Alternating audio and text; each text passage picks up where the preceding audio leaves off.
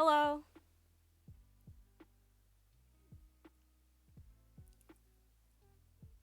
I am Salem, and we're here on day one of Brunch and Build. Pretty exciting, pretty exciting. Um, as you can see right now, I have some pieces displayed of the kit we'll be starting off with.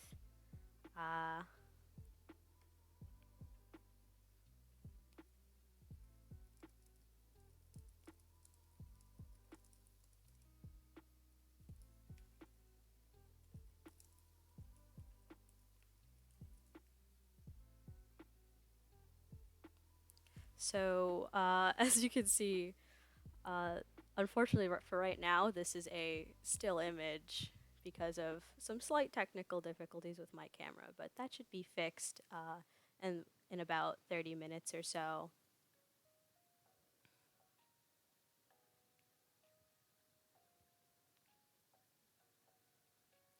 So for right now, until my camera battery wants to be functional, we'll just be talking about just basically an introduction to what I'll be doing.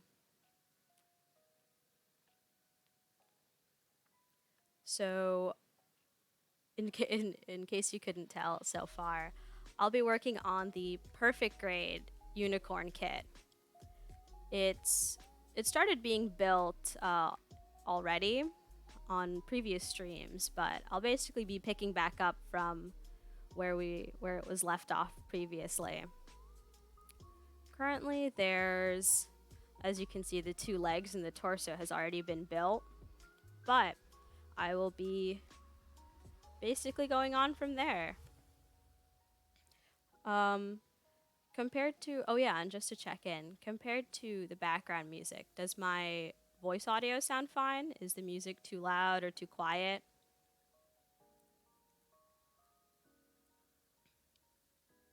Just to make sure everything's like sounding all right. Okay. Um, just and feel free to let me know if the like music is too loud or too quiet. I'm a little bit new to this, so I'll be trying my best here.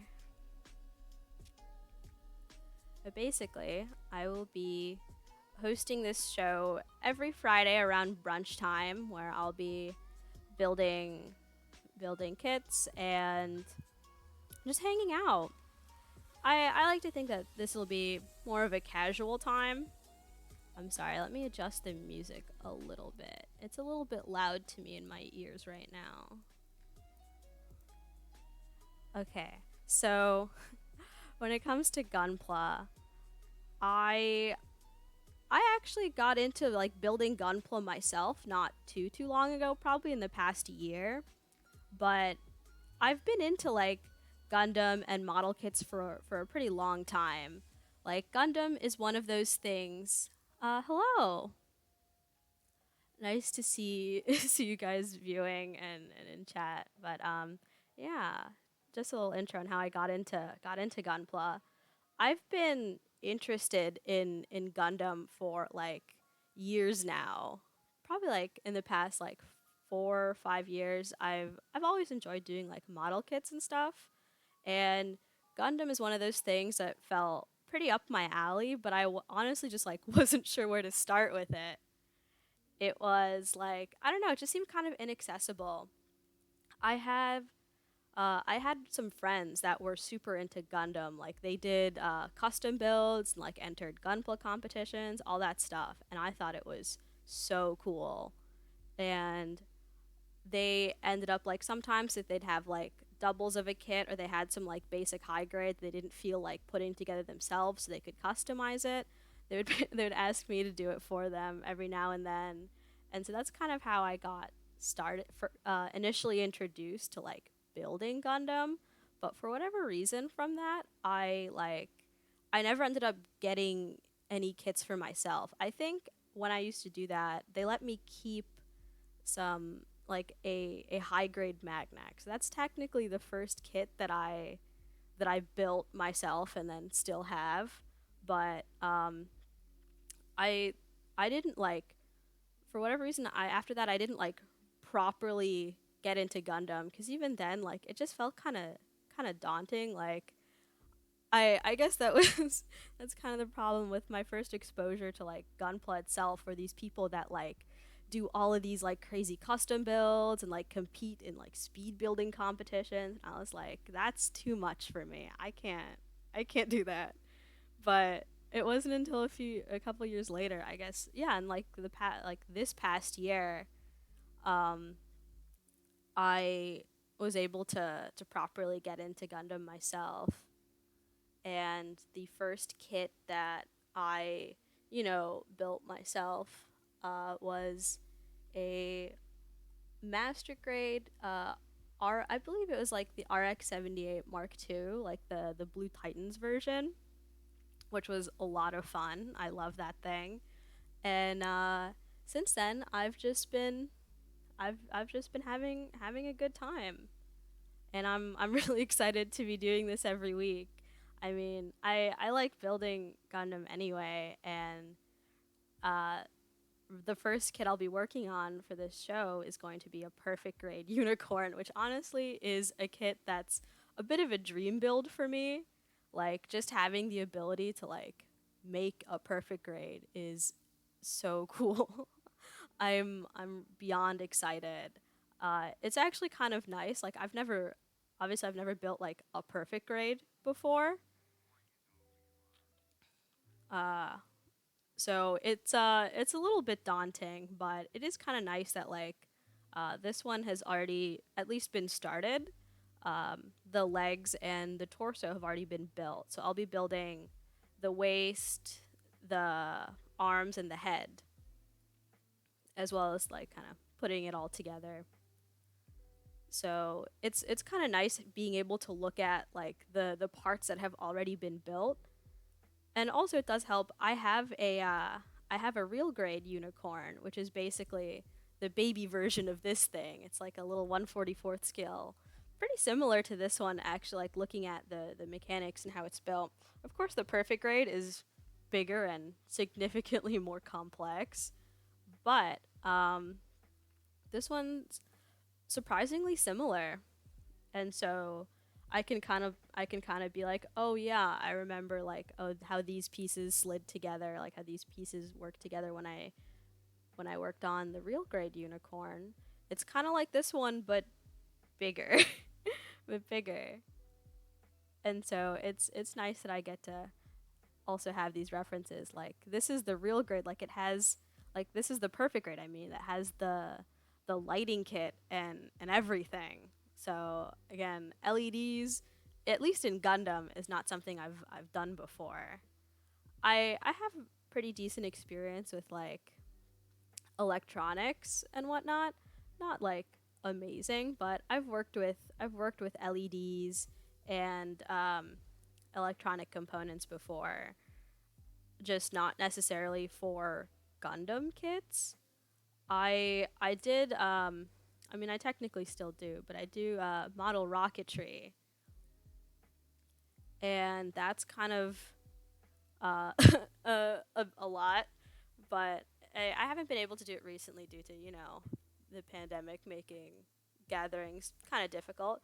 I mean, now that hopefully uh as things get better. So, the most challenging part of LEDs for the Gundam, honestly, probably like getting the wiring, wiring it through each piece, because the way the wiring, from how I see it, like from what I've looked at. Oh, hydrate. Thank you for reminding me. I should get my water bottle. One moment. Let me go grab some water.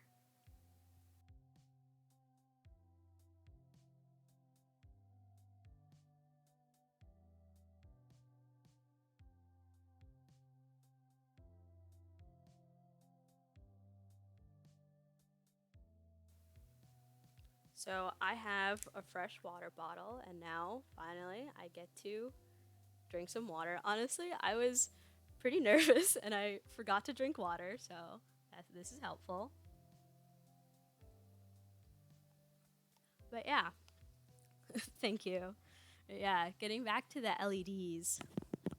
I honestly think like getting the wiring in there. Let me try and like I guess if there's a better way to word this. So the from what I can tell, the way you get the wiring into the Gundam is you have to kind of thread it through the pieces themselves, which is pretty difficult. There's like channels in the pieces specifically meant to accommodate the wiring, but actually, threading it through there is gonna be kind of difficult. I have uh I have like some tweezers and some tools for that, so it won't be the worst. I've done kind of similar things, but really only on a bigger scale. Even though this perfect grade is pretty huge, it's still like a much smaller scale than what I'm used to working on. So that's probably going to be the most difficult part for me at least. Uh, the instructions are actually like pretty good and detailed when it comes to telling you like exactly what you have to do. Though there is the problem of most of the little like specifications are in Japanese because, Gundam. I uh I have like basically a 5-year old's ability to read Japanese, but it's still kind of a struggle because these kits are obviously not meant for 5-year olds. There's a lot of kanji in there that I just don't know. And basically, if I get to a point where I really like want to pay attention to the like extra instructions and whatnot, like it's all like depicted via illustration, which is nice, as Gundam kits are. But there are like a good. This kit has, at least when it comes to the lighting stuff, has more text instructions than other like kits that I've worked with for Gundam, which makes sense. Like when you're putting the kit together itself, usually all you really need is the pictures. They do a good job of explaining just via pictures, but when you look at the LED instructions, they have pictures, but there is like a lot of notes in text, and those notes are in Japanese. So Google Translate might be my best friend here. But otherwise, even though it will be a challenge, I'm very much looking forward to it. I've never been able to put LEDs in a Gundam, and I think this thing is gonna look so cool with the LEDs and everything. Like I said before, this like perfect grade unicorn kit is kind of a kind of a dream build of mine. Like I never thought I'd be able to like work with one of these at least for a very long time. And even though I am a bit nervous about it, I'm ultimately like the top emotion is definitely excitement. I'm very much looking forward to like going through with this. And oh yeah, just to reiterate for anyone that's joined in the past few minutes, um, right now all I have on screen is an image while my camera battery is having some issues, but it should be resolved in the next 15 minutes or so. So for now, I'll just be here. If you guys have anything else you want to ask me about, like my history with gunpla, honestly, you can talk about anything. One of the like goals for this show in general is I want like a chill vibe where we can kind of talk about anything. So any inquiry like chat, it doesn't have to like be strictly Gundam related. I think we can talk about whatever. It is brunch time. Honestly, you can talk anything from what you're eating right now. Oh yeah, I love talking about I love brunch, by the way. I It's one of my favorite meal outings. Hmm. What I had for breakfast? Honestly, what I had for breakfast was kind of boring. Today, I had cereal and orange juice, but I do really enjoy cooking. Um, for whatever reason, I'm not that good at cooking like I'm not that good at cooking like main dish foods. I'm much better at cooking things like side dishes, desserts, and breakfast. I quite enjoy breakfast. I've been told I make pretty good hash browns and French toast. Like a little while ago, I tried this recipe for creme brulee French toast, which sounds like a lot, but really isn't as hard as you think it would be. You pretty much just make regular French toast, but with like, you basically just make regular cinnamon French toast, and then you you really either I mean you can do it the traditional creme brulee way with a cooking torch, but if you don't have one of those, you can also just use a nonstick pan and some brown sugar, where you like sprinkle some brown after you finish making the toast, you sprinkle some brown sugar on top, and then grease a nonstick pan with some butter, and then just put the toast like sugar side down on the pan, and that way, and leave it there for like a few minutes, like a minute or two on medium heat, and the sugar will caramelize, and you'll have like a really nice little like creme brulee surface. It's really good. I had a lot of fun making it, but yeah, we can talk about anything. I like Gundam, but I also really like a lot of other things. I'm probably also gonna be talking about like, oh, whipped cream. Oh, I didn't even get to the whipped cream part. Okay. So, I make my own whipped cream. I feel like once you start making your own whipped cream, you can never go back to store-bought again. It's like as soon as I started making my own, whenever I have like store-bought whipped cream, I just taste like the oil that's in it. But what I do is I make whipped cream with just a little bit of I make like vanilla, pretty basic vanilla whipped cream, and it goes so well with the toast. Would 100% recommend. I think putting syrup with it might be a little bit of overkill since it already has like sugar caramelized into it, but the whipped cream, I don't make my whipped cream like super sweet. So, it's like just a nice little like texture with just a hint of vanilla flavor. It's highly I would highly recommend making your own whipped cream. It's not nearly as hard as you would think. Yeah, I know, right? I feel like most places, if you order something with whipped cream, they'll give you kind of like the generic store bought, and it just doesn't taste that good. But yeah, I I really love I love cooking, and I love especially breakfast foods and things like that. I love cooking.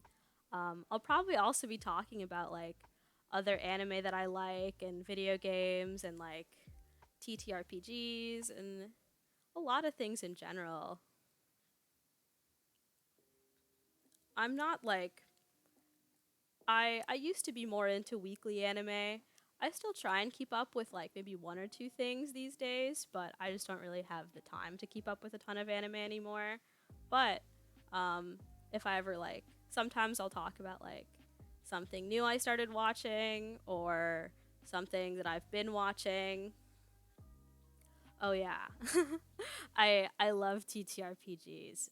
I mean, of course, I started with D&D. I think everyone starts with D&D, and I still I love D&D, but I also like branching out into other TTRPGs. Speaking of TTRPGs, I actually really enjoy I actually do really enjoy the feedback loop stream. It's I love like, homebrew and other TTRPG materials, and if you also like that stuff, then you would also probably really like feedback loop.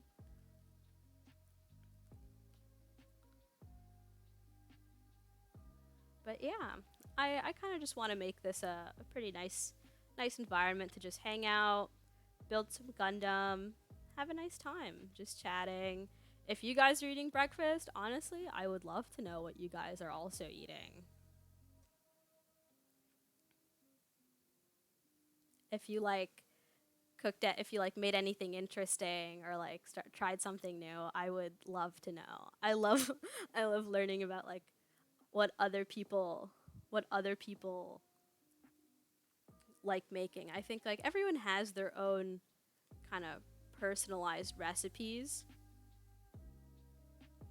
Ooh, Panera.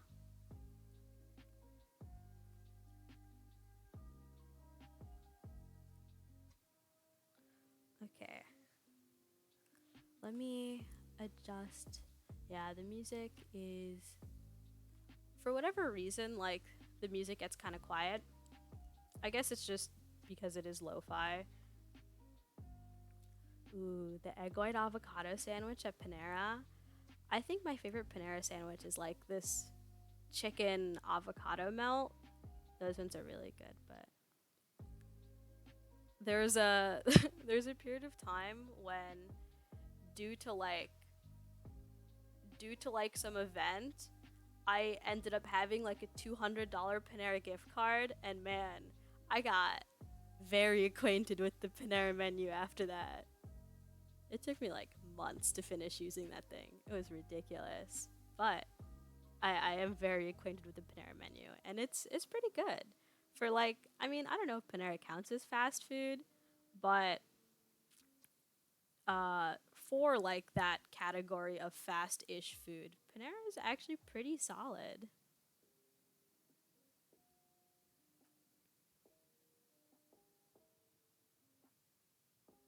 But yeah, feel free to just like let me know. Honestly, I am totally open to like recommendations on food, on anime, games, like really anything you think I should check out. Anything you like that you think I should check out. I would be happy to hear it. Ooh, homemade chocolate bombs. Is that like a donut?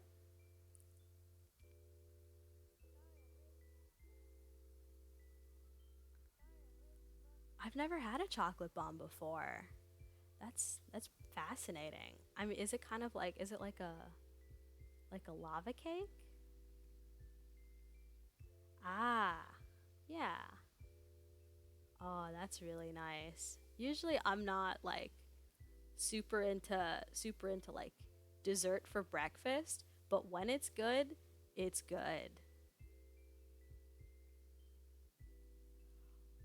Wait, so like, oh, so it's kind of like those hot chocolate bombs. I think, yeah, I've used those before where it's like the little ball of chocolate and you like drop it into your hot milk and it like has a nice little, it like you stir it around and it makes like your hot cocoa, but kind of like that, but for breakfast. That's so cool. And you can make those yourself?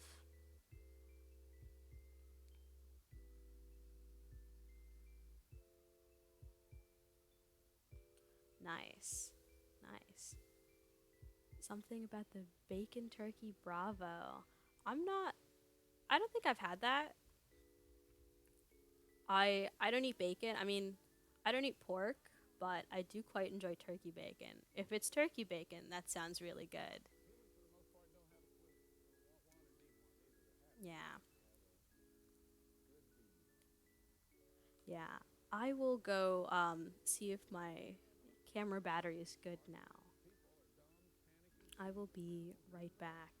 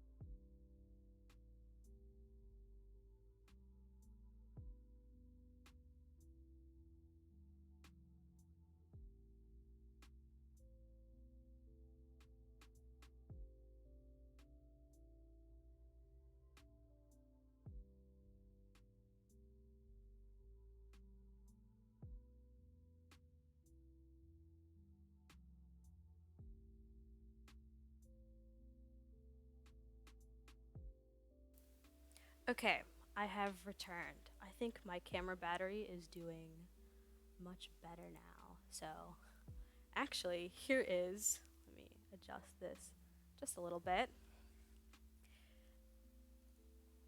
And we are good. Okay. So now that you no longer now that you no longer just have to look at a still image, here are the real parts themselves. Um I feel like I should redo the intro now that I actually have the camera. Like, hello, I'm Salem. I'll be hosting Brunch and Build on Fridays at 11 o'clock, and I promise in the future my camera will be functional then. I already went through an introduction of what these parts are, but I guess we'll just get started then. So I'll be starting right now with the waist bit. Oh, my favorite anime. Now that's actually very difficult for me. I feel like I like to categorize. I feel like there's a lot of anime that I like for different reasons, you know? There's a lot of anime that I enjoy a lot, but for different things basically. Like my favorite, I would say some of my favorites are Death Parade. I love uh, Neon Genesis Evangelion. I love Violet Evergarden is also very good. It's also very up there for me. I think it's easier for me to categorize oh, what's your favorite this type, or what's your favorite of a genre. I also really love, really nostalgic shows like Oran High School Host Club. That's such a comfort show for me. And so, I just like to the reason why I enjoy Oran is really different from why I enjoy say Death Parade or Evangelion. But I still consider them some of my favorites nonetheless. So we're getting started on the waist bit. One of the things, I mean, I really should have expected this, but this kit has so many runners. It's kind of ridiculous. And so piecing through them all to make sure I have the correct one for a certain part is a lot. I try my best to organize them, but I can only do so much. Just the waist bit requires literally 10 different runners. And the book the booklet is nice enough to tell me which runners I'm going to need for each section. But even then, just the waist bit requires 8 different runners, so I'm struggling a little bit to find the correct one. Ooh, Your Lie in April is also really good. Your Lie in April is actually one of the first anime I watched as it was coming out. That's around when I got into seasonal anime. And I remember one of the very first anime I watched when it was coming out is Your Lie in April, and I'd watch it every week. And it was such a good show. Very it was really sad. I'm not gonna lie. I definitely, especially once you get past the episode 10 mark, I will be honest. I was kind of a big baby about it. I did cry, but honestly, I think it's impossible to not cry during that show.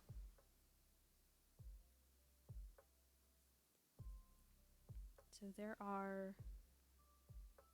there's 2 Q runners, so now I have to find the second Q runner, which is thankfully here, because I put the 2 Q runners. So there's a bunch of I mean, of course a lot of kits have repeated runners. I actually, a kit that I built kind of recently is the high grade Barbatorus, which if you're not familiar with, is a basically 4-legged Barbados. And the way I would like to describe it is if you took 2 Barbadoses and one of them is normal, and then the other one you chopped in half and basically kit bashed into the first one. That's more or less what that kit is like. It's a lot of fun. It was a lot of fun to build, but I had to build 4 legs for that thing, and they basically like each of like the front legs are slightly different from the back legs, but the inner part of both of of like all 4 of the legs are pretty much the same. So I had like 4 different runners that were basically identical for the legs.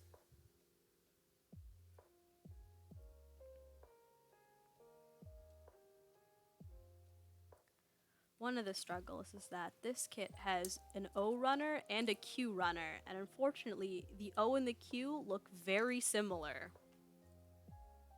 So half the time, I'm like, okay, I need the O runner, I need the Q runner, and I pick up the O runner, or I need the O runner, and I only find the Q runner. Yeah, that kit was kind of wild. It was a high grade, so it wasn't like super duper complicated, but it was definitely pretty tedious to build 4 different legs. Definitely very unique. I've never built anything like it when it comes to like Gundam kits. But it was a lot of fun. I'm not gonna lie, that waist bit, like the thing that connects the front legs to the back legs, is very finicky. So if you ever like, don't get me wrong, it was a super fun build, but if you ever intend to build it yourself, you should definitely be careful of that middle joint. It's definitely gave me some hardships when posing it. Okay, so basically I have to like, that's interesting. So I have to like get these together. So this is the waist bit. I'm assuming this is definitely the axle for the legs. Okay.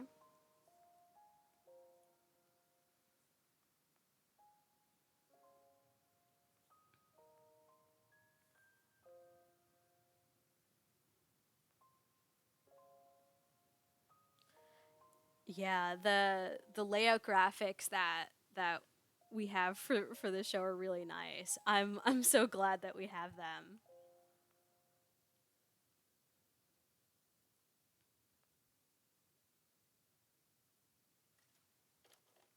Let's see. Oh yeah, if you guys ever want like, these are, I know some people are interested in like what tools are used. These are like some pretty basic like God hand nippers. Man, these things are so nice. They cut like, I at first I wasn't sure about all the hype for like God hand nippers, but once you start using them, these things cut like butter. It is so nice. But yeah, if any of you guys are interested in like what kind of tools I use, just feel free to ask.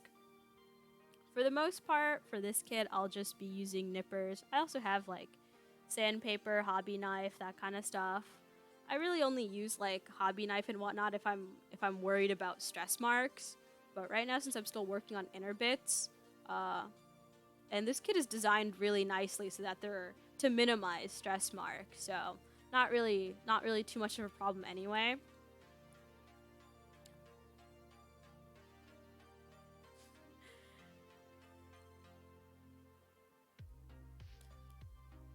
Yes, thank you, Heather, for all the beautiful graphics.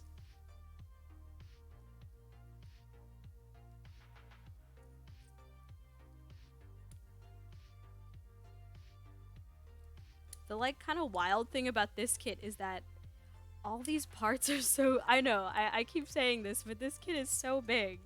Like I think you saw it before, but this is just one single leg of this thing is like, man, if I feel like this leg is the size of my entire real grade unicorn. I feel like if I stand up my real grade unicorn next to this thing, this leg is just the leg itself is about the same height as like a 1/44th scale. And so every time I'm like cutting out the parts, I'm like, oh my god, this thing's so big.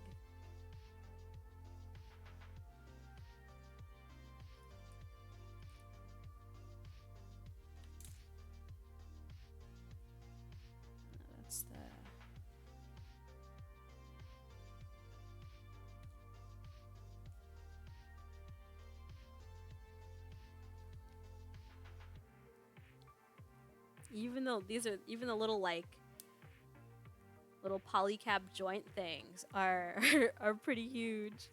So it's kind of wild to get used to this thing. It makes it both. I feel like it makes it both harder and easier to build. Because like, of course, making really little like making real grades is super complicated because you have all of these complicated parts, but on a 1/44th scale. So everything is just super tiny, and it's so easy to just like I feel like when I'm working on a real grade, I have to I have to pinch with my fingers and I have to use tiny tweezers all the time. Just so I can like get all the I feel like every part is like smaller than my fingernail, every single one. And it's like, oh man. But with this one, all the pieces are bigger, but it's just like just as complicated. Or it's more complicated actually. So this thing goes in here. And then I need this piece.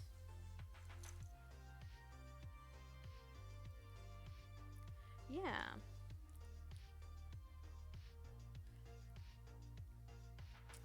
Do you guys have any kits that you think are like your favorite or were any particularly unique experiences? Like, I know all the kits I've built so far are unique in their own right. But there are some kits, of course, like the Barbatoris, which is like bonkers and has 4 legs. And this one with how like complicated and stuff like the unicorn where it has the transformation mechanic. I know there's other kits that have like the transformation mechanics, but those ones are like the ones that turn into airplanes. I've never built one of those before. They look fun, but they also look like a lot because a lot of them, I believe, a lot of them are high grades.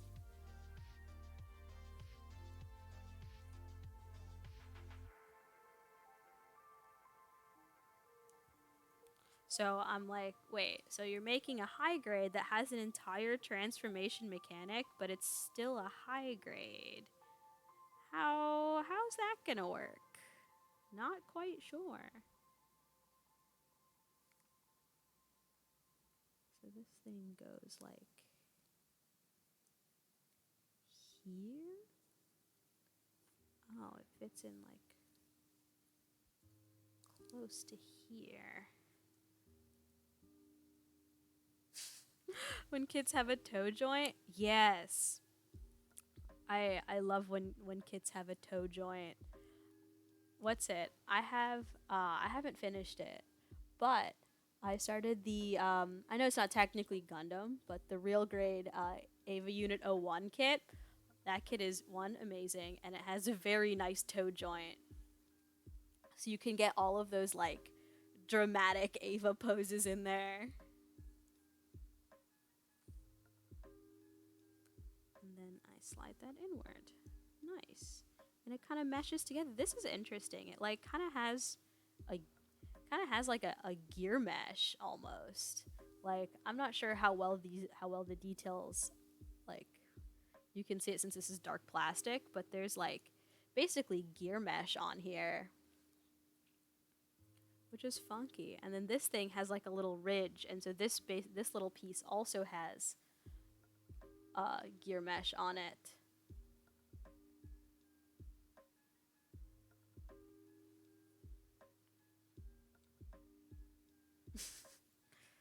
Hey, thank you for joining in. I'm very much happy to join the streaming family here. Yeah, it's true. Not a lot of kids have the toe joint, but it's very nice when they do. I totally understand your love of them.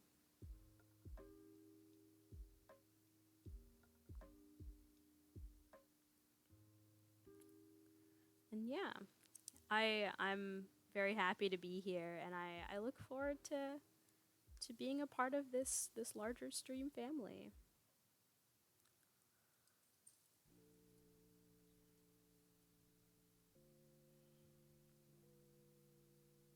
I apologize if the lighting changes at all. I mean, I have like, you know, lights, but I do. There's a good bit of daylight, and as we all know, the sun moves. So I apologize if like any shadows look kind of different over time.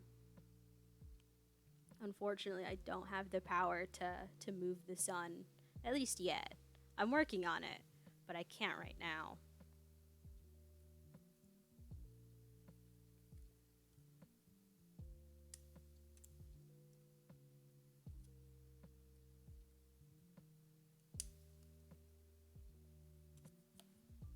Yeah, I know.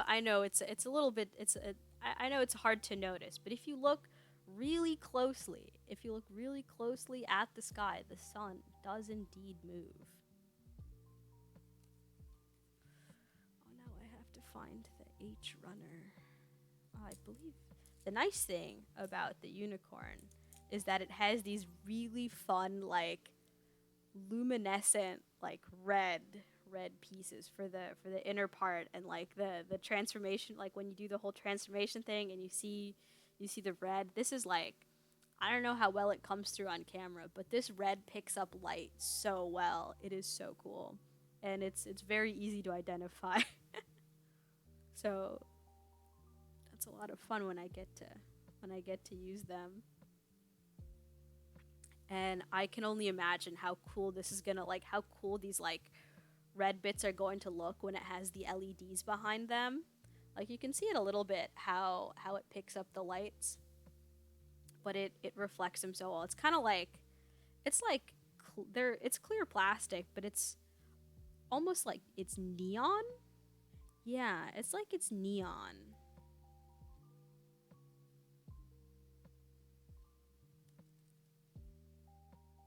But I guess in clear plastic form.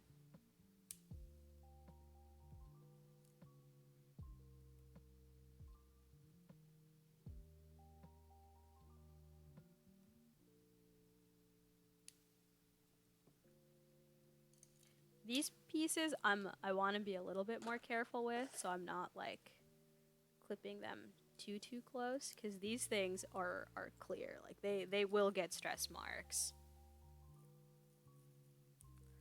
Oh yeah, I cannot wait to see this with the LEDs and everything. I am sure it's gonna look so cool. Just judging by how well this red catches the light of even just like daylight, and like how it catches the sun is so cool. And I can only imagine it's gonna look even cooler when there's like LED backing to it.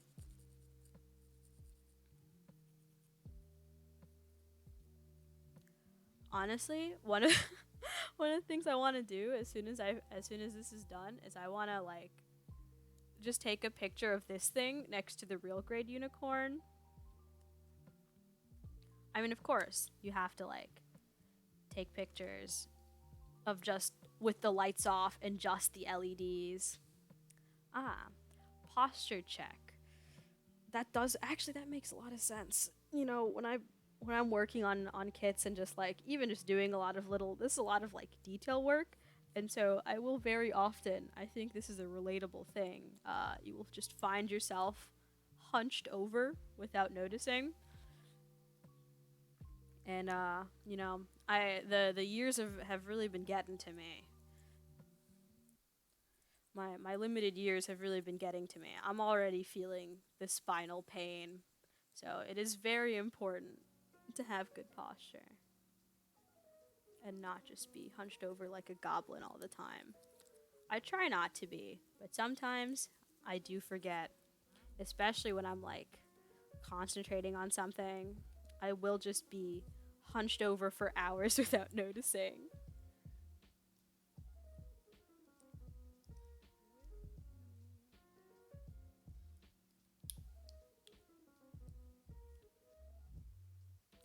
Yeah, like I can tell this is a really like nicely designed kit where they want to minimize stress marks and the like showing through.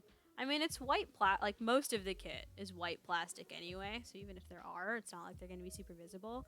But one of my favorite things is when a kit is like designed, like the nubs are designed so that it's like kind of behind the part and it's going to be on the like the side that's not showing.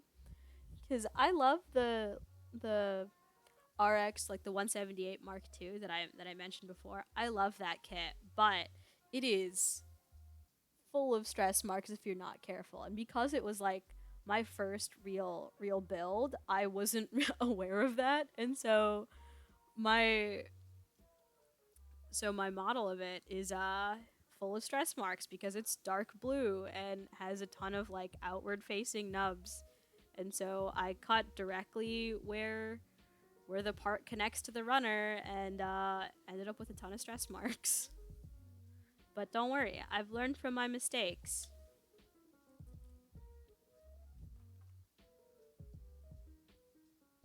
So that's why I like did some research. I got more as I got like, built more stuff and I watched videos and whatnot. I learned things like using a hobby knife and different grits of sandpaper that'll like help you minimize your not stretch marks. That's the wrong thing. People get stretch marks. Gundams get stress marks. I guess stretch marks and stress marks are kind of similar, but they are technically different.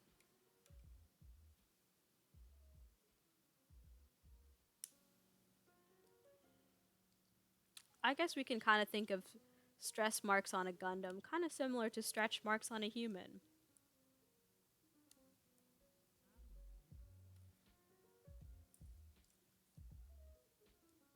Yeah. With this red though, the stress marks like really will show through because it is, translucent plastic.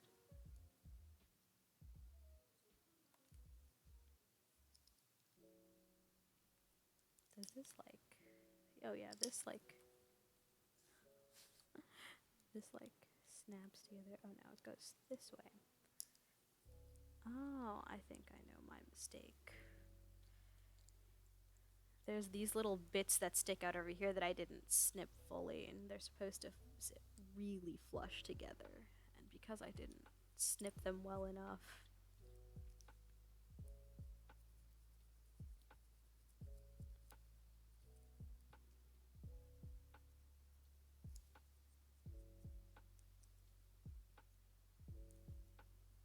Okay. Hopefully now it should be like it should sit nice and cleanly so I can snap these two together.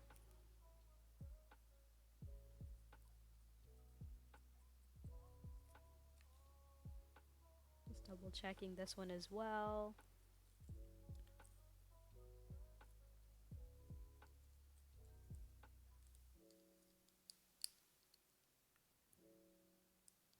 There we go. See, that's like a much cleaner line over here now.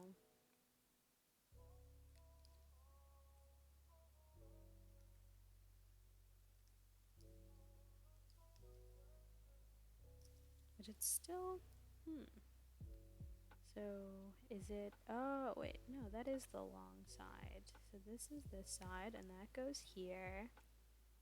And it's supposed to fit together, but it still isn't quite, it's like just barely.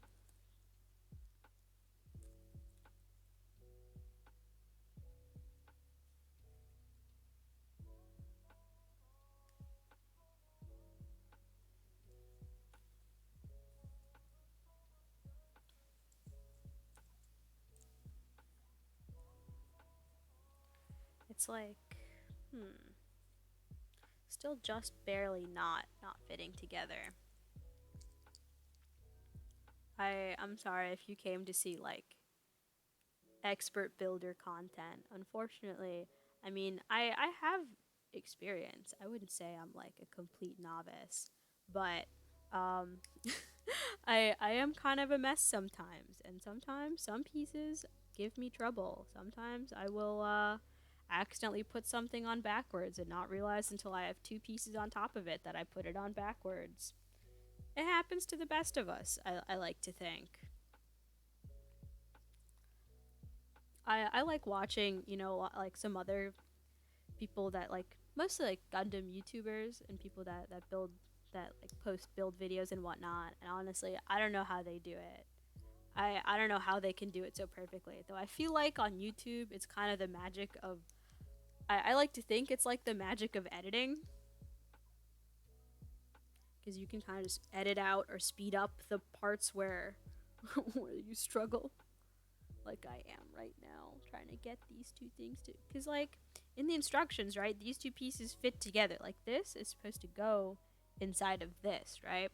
But it's like this is literally about as this is as flush as I can get it. I literally cannot make this any more connect these two pieces any more connected to each other, but it still has to fit in here somehow. And like I don't want to damage the part or anything, but I'm like,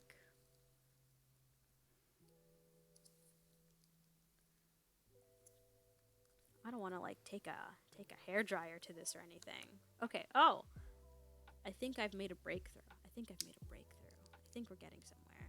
I think stretching it out with the tweezers helped get something in there. Again, I'm being pretty careful. I do this like from time to time when there's like kits that have pieces that fit together, that are supposed to fit together very snugly, and thus are very difficult to get together. Like this one right now.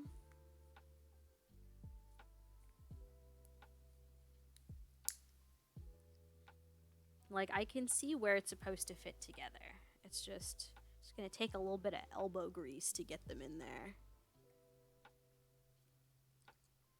And so I'm trying really hard, like just to lightly bend the plastic and not. I mean, this is a pretty thick plastic. I'm not like particularly worried of this breaking. These are pretty big pieces, and the plastic's pretty thick. So I'm like fairly confident that it's not gonna break as long as I don't, take pliers to it or anything. But just kind of a struggle. And I'm also trying not to like scratch it either. Though these are curved, so they're not like gonna super scratch them.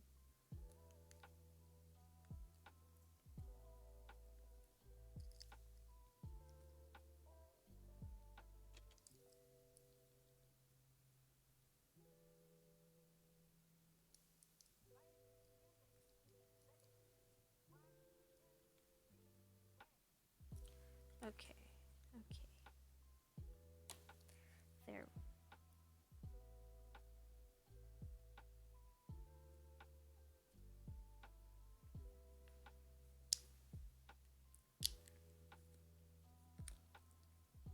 Okay, we're getting closer. We are getting closer.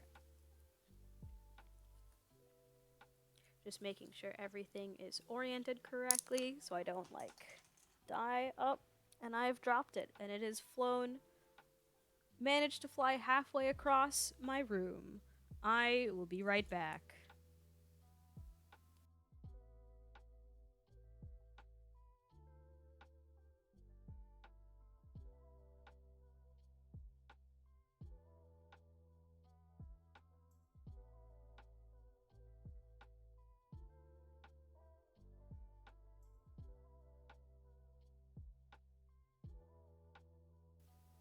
Okay, I have returned.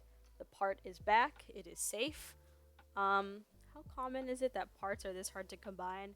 I would say, based off of how, like... Oh, I love that my camera does that.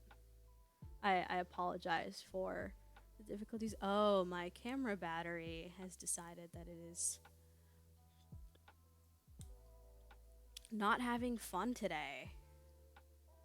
I love that my camera battery wants to sabotage me when I'm already nervous and doing my first stream. I feel like this is a pretty common thing. When it comes to like how hard parts are to combine with each other, I would say it's pretty common with kits that are.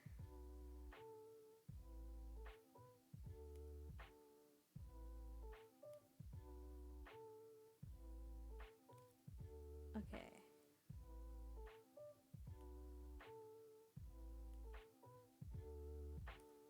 So I would say when it comes to how Yeah, it looks like my camera battery has died on me once again. I feel like this is a kind of a common thing. Of course, technology is going to fail on you right when you don't want it, like at the absolute worst time for it to fail. My camera is usually a-okay, but I guess for today the battery didn't charge quite properly, and so it has it has unfortunately died on me for today, which is a bit of a shame. I didn't want to end this soon.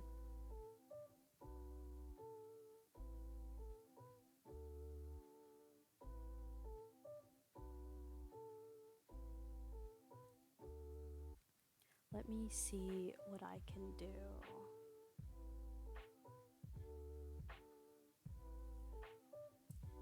Yeah, it looks like my battery has died.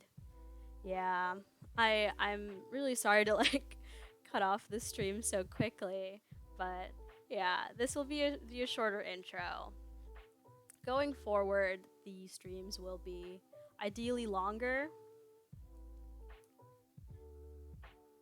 but I think this was like a nice test run, and I hope you all enjoyed watching.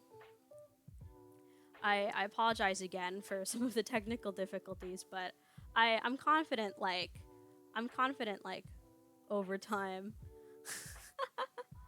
Maybe maybe if I roll a nat 20 on my perception check, my camera battery will start working again. Wait, let me get my dice. Let me get my dice out real quick. I appreciate the help, but alas, we didn't pass the save. But I appreciate everyone who came by to watch my little intro stream, and I'm confident like over time a lot of these technological issues will, you know, resolve themselves as I get more used to this. But I had a fun time, and I hope you all did too. Thank you very much for coming.